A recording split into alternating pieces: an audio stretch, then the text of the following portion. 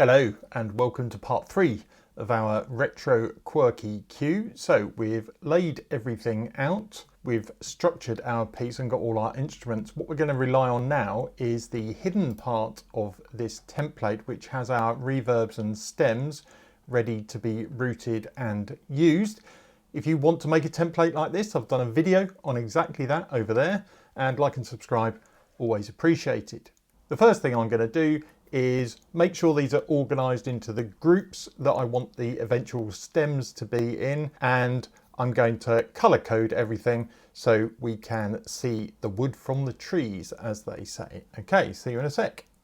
Okay, everything looking pretty. So you can see I've organized the organs into effectively 3 groups. We've got the melody, we've got the chords, and then there's that bass organ as well. It'd be useful to have those on different stems for later on. What I need to do is go through and EQ everything, but I have noticed that we are peaking at +2 towards the end here. In fact, that's just gone to 2.5. To make sure I'm not overcompensating for the loudness when I do the EQing, what I'm going to do is bring down the levels of all those faders. Okay, so we're -2.2 now. So I'm not worried about the actual mix just yet. The first thing I'm going to do is go through each instrument and I'm going to look at the EQ. I'm probably just going to loop this end section because that's the easiest one to do because everything's there. All I'll do, go through, solo each instrument, bring up its EQ, and if I want to adjust the sound, this is the time to do it. Okay, see you when I've gone through all of them.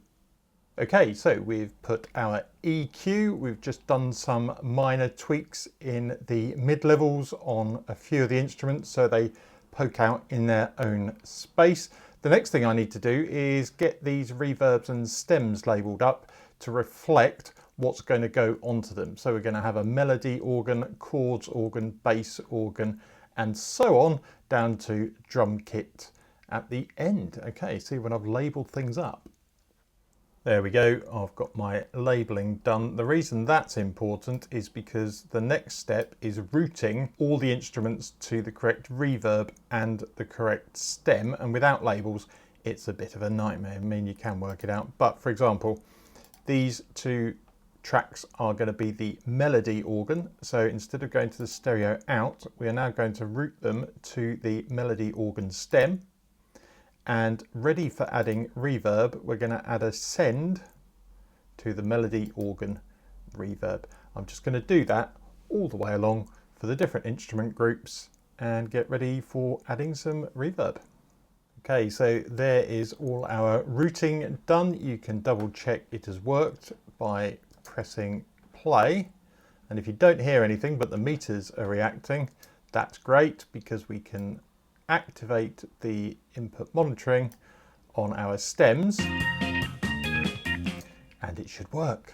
Now I'm going to go through each of the tracks and I'm going to add reverb by turning up the send on each of the instruments. The template has default settings for the reverb, in my case Air Studios, but for example the drums, I might want to change this setting from the hall to actually be a percussion setup. So I'll have a play with different ones as well, rather than just assuming that the default setting is going to be fine. So let's add a bit of splosh. Great, there we go. Now, a couple of things to notice. As I was going through this and adding reverb, you obviously want to be listening for the levels. So I've had to do some fine adjustments on the levels of some of these instruments. As you add more reverb, obviously that builds up the sound. I've also taken both these melody organs, because they're doing exactly the same thing, even though they are stereo sounds, I've actually forced them more to the left and more to the right for each of them, just so we've got an even wider stereo field, which now that the reverb's in, I think works really nicely. All we need to do now is print our stems. So we'll come out of input monitoring mode, record mode, go back to the beginning. I'm going to hit the record button and watch those stems magically appear. See you in a bit. And there we go. As usual, remember our cue finishes here, bar 65, but we keep the recording going to well after so that we've definitely captured any reverb tails.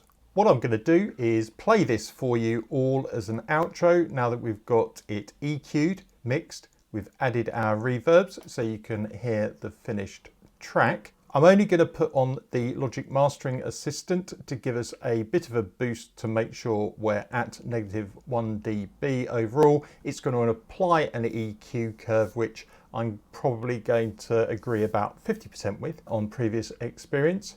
But I hope you found that fun. Why not have a go at making one yourself? Like and subscribe, always appreciated. And here's the finished cue. See you next time.